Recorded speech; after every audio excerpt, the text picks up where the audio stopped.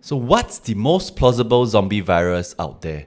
Today, we'll try to break down the different types of zombie viruses and their infections, and we'll try to see what's the most believable one out of them. I'll then use this as the basis to start the zombie apocalypse survival series, during which I'll try to come up with some real-world practical scenarios or solutions to problems that you will face in the zombie apocalypse. So do subscribe to our channel to be notified when the new episode drops, and be sure to comment down below to share what you think is the most plausible zombie virus out there. So generally, in movies and games, we do see different modes of transmission for the zombie viruses. First, through saliva or by biting. Second, blood mixing or exposure to blood. Third, by spores or by fungal means. Fourth, airborne transmission through the respiratory system. So let's start by eliminating the most impractical and most unbalanced virus, which is by airborne transmission. This is what we see in I Am Legend, which is a classic movie featuring Will Smith. And it is incredibly impractical because it simply means that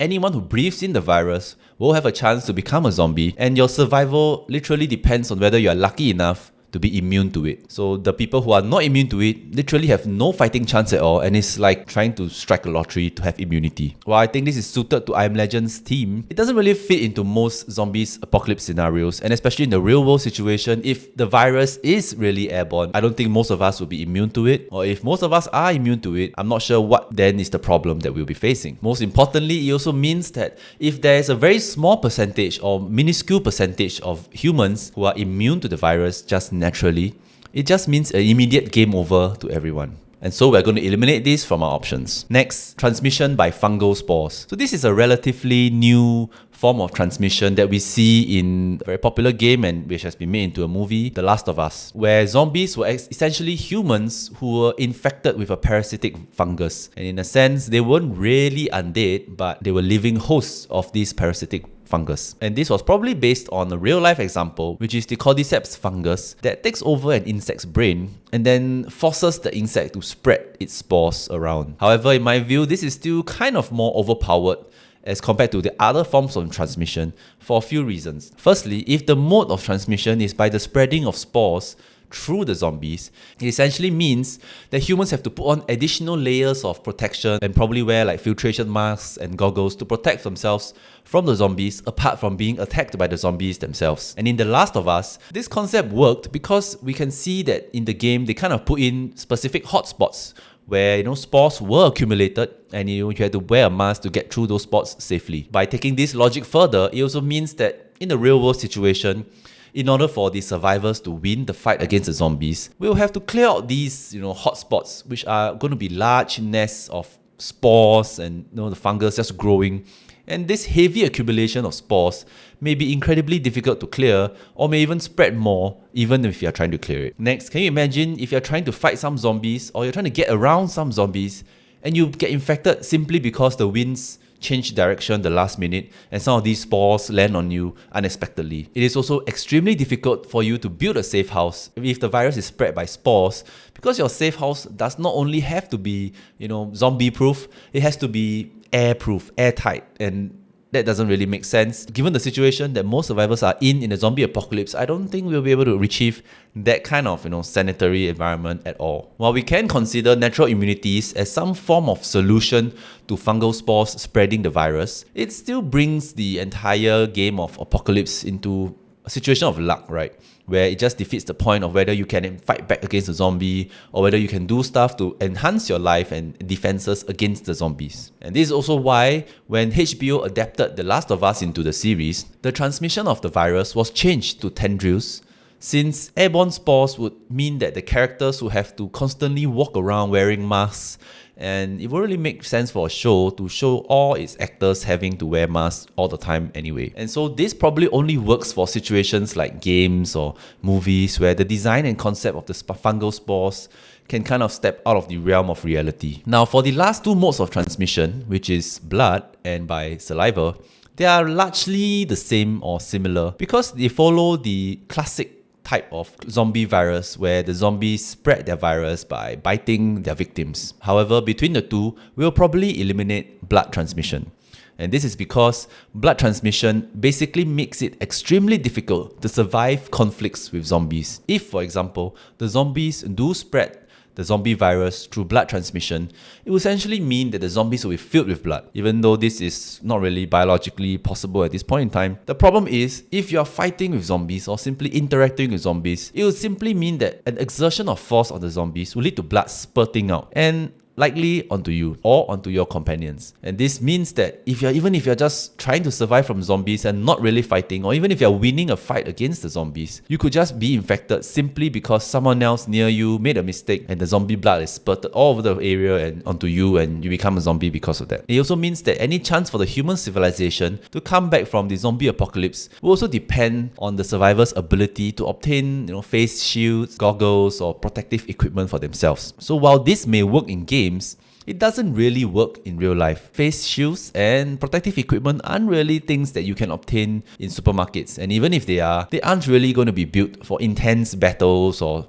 conflicts with zombies. And that leaves us with the most common and most classic form of transmission of the zombie virus, which is through saliva. And this was modeled after the real-world rabies virus, because the logical leap from rabies virus to a zombie virus isn't actually very far. Rabies is transmitted via saliva, and then it hijacks the spinal cord and then the brain through your central nervous system. It then causes behavioral shifts similar to a zombie virus, like aggression, rage, and it also causes you to have muscular spasms that lead to hydrophobia.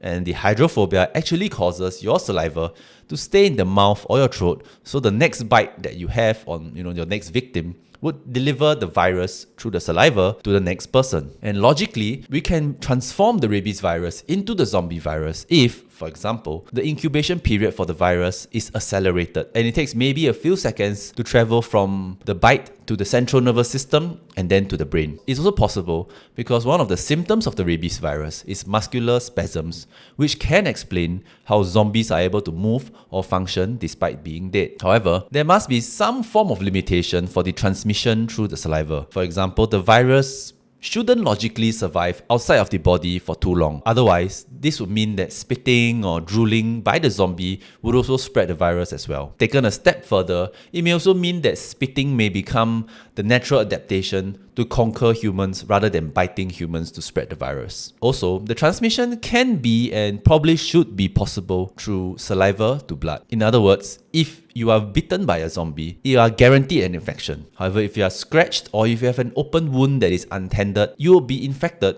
if the saliva touches your wound. And in my view, this is the most balanced kind of virus transmission because it gives humans the fighting chance to survive just by how you're going to deal with the zombies that are attacking you or running away from zombies or trying to kill some zombies, while not making it too overpowered such that a single small mistake or even things that are out of your control may cause you to be infected out of nowhere. There is also good reason for the rabies virus to be a typical model for the zombie virus. Because first, it is possible if we see the zombie virus as a super adapted form of the rabies virus, where the zombie virus spreads throughout the body at an accelerated rate and causes inflammation throughout the body, which leads to muscle spasms that causes respiratory failure. This then kills the victim, while the virus then hijacks the central nervous system of the body and uses muscle spasms to control the body so that the body can move despite the deaths of the victim. In other words, the virus is some form of a parasitic virus that controls the undead body through the central nervous system of the victim. Now, the next question we got to deal with in determining what is the most plausible zombie virus is whether the infection itself can be cured. And in terms of storytelling and world building, I would say yes for theatrics and for drama, because this presents an excellent element of moral dilemma for the survivors, because it means that every single zombie that they see or are fighting can be cured. But in practical terms, I'm of the view that such a moral dilemma will actually cripple many people and many survivors and will complicate the entire survival guide that we are trying to achieve. And so instead, I think there should be only a natural immunity to the zombie virus. So for example, some survivors could be bitten or have no saliva transmission, but they do not change into the zombie. And this natural immunity lends the survivors some sort of a chance to defeat the zombies by creating vaccines, which will be to protect, other survivors and other potential victims instead. Lastly, let's look at the most likely biomechanics of the zombie. Earlier, we talked about how the most likely form of transmission for the zombie virus would be similar to the rabies virus. In other words, our zombie virus is something like a sentient parasitic rabies virus of sorts that has,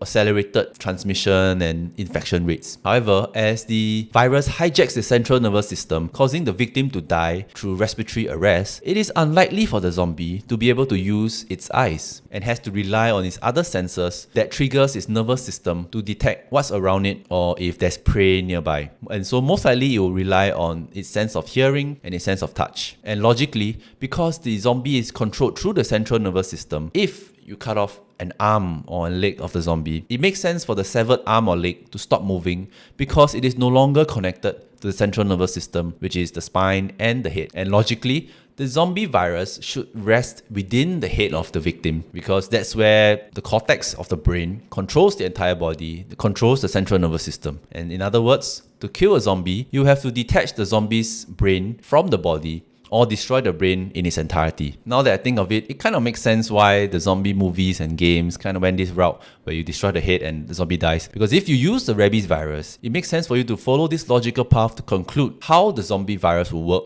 if it is an accelerated or enhanced form of the rabies virus. And there you have it. We have come up with the most plausible zombie virus that could happen in our lifetimes based on real-world diseases, biology, logic. Of course, nobody really wants a zombie apocalypse to take place, but it never hurts to be prepared for the unexpected, and that's what we'll be doing with our semi-serious zombie apocalypse survival series, where we come up with practical guides and tips and tricks on how to survive scenarios in the zombie apocalypse. What's the best, for example, what's the best weapon to use, the best mode of transportation, how to prepare quick meals, or how to set up a safe house and all that. So if you have sit to the end of this video and you enjoyed this content, please leave a like, comment and subscribe. And especially comment below if you have certain feedback or advice or tips that you think I can do to improve this video, or what you think the most plausible zombie virus might be actually. So stick around for the next one.